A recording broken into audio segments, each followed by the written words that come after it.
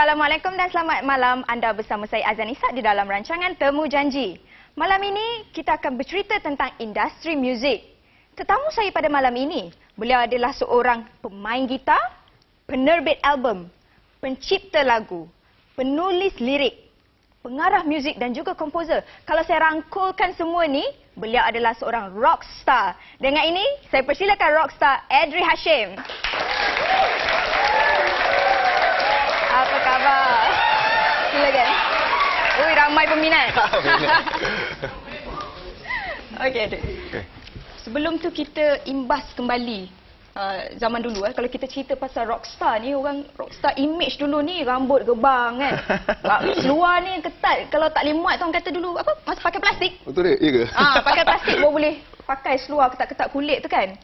Macam sekarang ni Edris ni segak kan? Rock yang smart lah orang kata sekarang ni kan. Pendapat Edris macam mana? Saya rasa kita mengikuti perkembangan fashion terkini juga kan. Mereka kita nak cakap semua mak rock ni tak mengikuti fashion. Alright. Because bagi saya muzik dengan fashion ni dia kena seiring. Okey. Because dia trend. Yeah. So kalau kata fashion tu berubah, music berubah, jadi fashion tu terus berubah mengikut. A good musician akan berubah mengikut trend. Alright. Okey.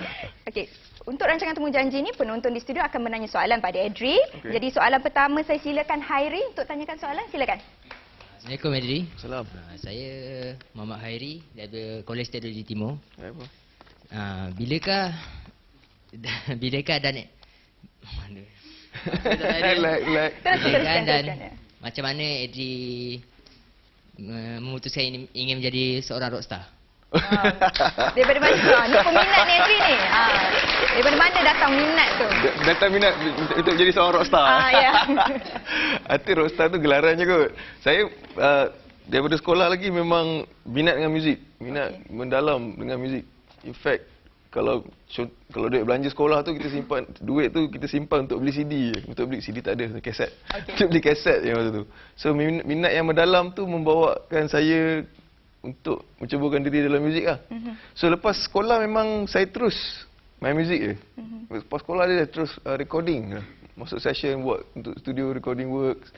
So sampai the terms rockstar tu, bila dah berjaya tu orang panggil rockstar kan.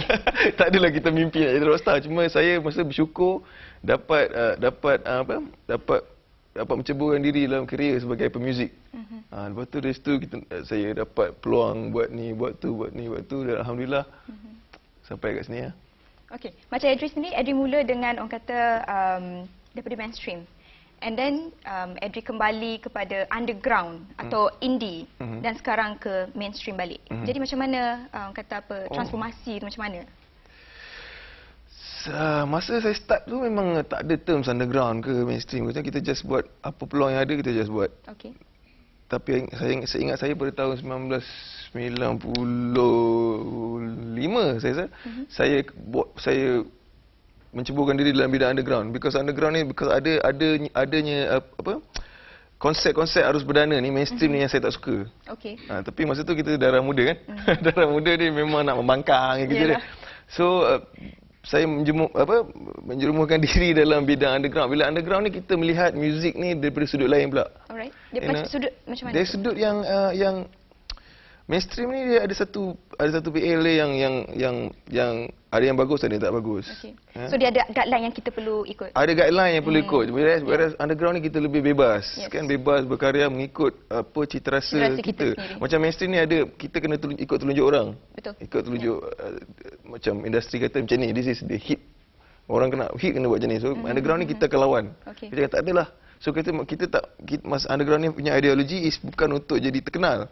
Just untuk main muzik je. So disebabkan minat? Disebabkan minat yang mendalam. So kalau kita nak main lagu funk katakan funk dalam mainstream tak popular. So kita nak main juga funk. So kita main, kita langgar je. So bila redah aje. Kita redah aje. So bila saya main dalam underground ni lebih kurang dalam 7-8 tahun juga. Lama ke? 7-8 tahun dia saya tengok mainstream ni dah makin teruk. So saya terdetik kat hati saya kalau tak ada orang yang guide mainstream ni harus